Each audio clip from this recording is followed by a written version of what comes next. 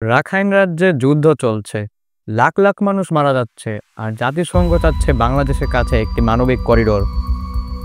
কিন্তু প্রশ্ন হচ্ছে, এই করিডোর কি মানবিকতা নাকি বিপদের ফাঁদ? এবং কেন বিএনপি বলছে এটা বাংলাদেশকে যুদ্ধে টেনে নেওয়ার ষড়যন্ত্র?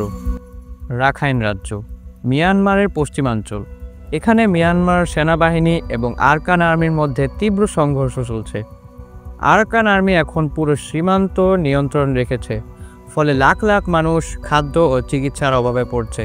জাতিসংঘ বলছে ২০ লাখ মানুষের সামনে দুর্ভিক্ষ। আগে জেনে নেওয়া যাক আরকান আর্মি কি। আরকান আর্মি হলো মিয়ানমারের একটি সশস্ত্র বিদ্রোহী গোষ্ঠী, যাদের মূল উদ্দেশ্য হলো রাখাইন জনগণের সংস্কৃতি ও অধিকার রক্ষা করা মিয়ানমার সেনাবাহিনী থেকে। টপিকে আবার যাই।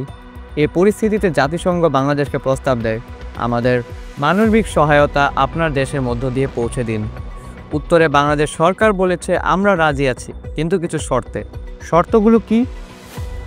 নিরাপদ পরিবেশ, যুদ্ধবিরতি বা সহিংসতা বন্ধ, সব জাতিগোষ্ঠীর জন্য সাহায্য, শুধু রাখাইন নয়, রোহিঙ্গাদের জন্য। এই সিদ্ধান্ত নিয়ে শুরু হয়েছে রাজনৈতিক বিতর্ক।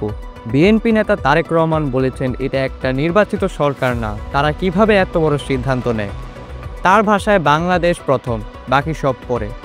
তারা আশঙ্কা করছেন, এই করিডোর হয়তো বাংলাদেশকে সরাসরি রাখাইন যুদ্ধের মধ্যে টেনে নিয়ে যেতে পারে। বিশ্লেষকরা বলছেন, এই করিডোর চালু হলে এর মাধ্যমে মাদক ও অস্ত্র চোরাচালানের সম্ভাবনা বাড়বে। আরকান আর্মি কোনো সরকার নয়, ওদের সঙ্গে কাজ করা মানে কূটনৈতিক জটিলতা। চীন, ভারত, রাশিয়া সবার স্বার্থ আছে রাখাইনে। তাহলে বাংলাদেশ কোথায় দাঁড়াবে? এখন প্রশ্ন, এই করিডোর কি শুধুই মানবিক, নাকি এর পিছনে আছে বড় কোনো ভূ রাজনৈতিক খেলা? বাংলাদেশ কি প্রস্তুত এমন এক সংকট সামলাতে? এটা সময়ের প্রশ্ন, আর উত্তর নির্ভর করে বাংলাদেশের সরকারের অবস্থান ও জনগণের মতামতের উপর।